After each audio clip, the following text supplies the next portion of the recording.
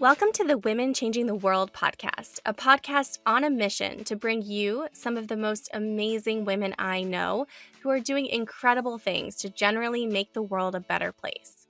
From corporate sustainability to straight up magic and everything in between, you'll meet the real life humans who are birthing the new.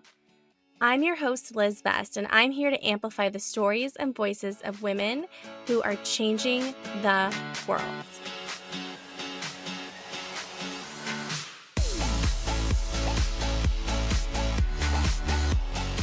Hi, I'm Liz Best, and you're listening to the Women Changing the World podcast. This podcast was born because I am overwhelmed by the number of amazing women I know who are doing incredible things to address the climate crisis, empower women around the globe, leverage business as a force for good, and generally make the world a better place. I feel selfish keeping their stories to myself, because I believe that the more we lift each other up and embrace feminine leadership, the more quickly we're going to be able to create the future that we want and need. In a lot of ways, I've been a coach my entire life. I was actually first published at the age of 8 when Girls Life magazine ran my original quiz, "Is he hot for you or as cold as a Freezy Pop?" Alas, I totally did not come up with that title. I continued giving relationship advice that I had absolutely no business giving in college, initially as an intern on the Put Some South in Your Mouth radio show, and later as the host of my own show, The Backseat. I graduated from college at the peak of the recession, and I wanted to go into journalism, but there weren't exactly a ton of full-time journalism jobs at the time, especially not jobs that actually paid.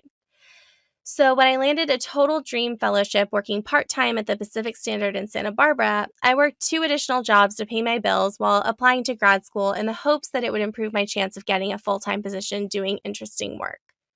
Grad school was where I was first introduced to the impact space. Nike's Hannah Jones gave a career talk for my program at UCSD, and I was hooked. Unfortunately, there weren't exactly a ton of CSR internships back in 2010, so I applied to dozens and basically heard crickets. I shifted my approach to alumni of the program who were hiring interns, and my search started to gain some momentum. That ultimately helped me land a total dream internship at Qualcomm down in San Diego, where I was already living.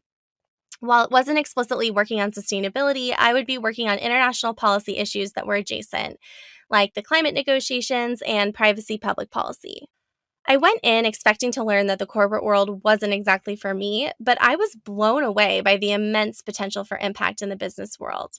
So I was over the moon when, at the end of the summer, I was asked to stay on for the school year and convert to full-time after graduating.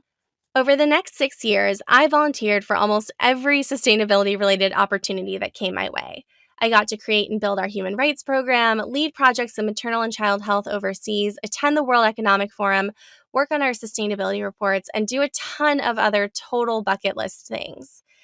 And I got certified as a yoga instructor, stand-up paddleboarding, and joined a beach volleyball league. I also totally burned myself out. And I watched as a whole bunch of other millennial-ish women in the impact space seemed to do the exact same thing. So in 2017, shortly after Trump was inaugurated, and shortly after my Saturn return started, I decided it was time to do the one thing I had really found myself envying in my 20s. I quit my corporate job and I bought a one-way ticket to Italy to start an around-the-world adventure and move to San Francisco. The trip was actually cut short because I landed a new role as the editor-in-chief at BSR, a consulting and membership organization that works with business to create a more just and sustainable world. But it was a total dream to spend 6 weeks crossing the globe with some of my closest friends. The whole time, I kept repeating to myself, this is the best gift I have ever given myself. I arrived in San Francisco in the middle of the summer, immediately had to drive back to Southern California to pick up my winter clothes. I took up stand-up comedy on nights and weekends and had a ton of fun being close to some of my best friends from college and dating men in the Bay Area. Yes, I had a lot of fun dating men in the Bay Area. As much as I love the communications work I was doing and the team I was doing it with, I realized after joining a few consulting projects that was really the work I wanted to be doing. Thanks to some awesome mentors and internal champions, I was able to make a move within the organization to lead our ESG reporting practice and work with companies on their sustainability strategies and goals. But as I was doing the work, I was struck by the same thing again and again.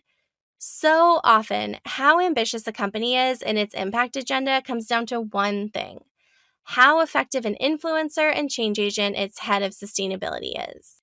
It didn't make sense. You would think that these things are driven by questions of what makes the most business sense in the long term, or investor pressure, or consumer preference. And increasingly they are. But it really is so much more about the people than many people, myself included, often realize. As much as I loved consulting, I was on a plane almost every week in the first half of 2019, which feels like a distant dream now and didn't exactly feel sustainable at the time.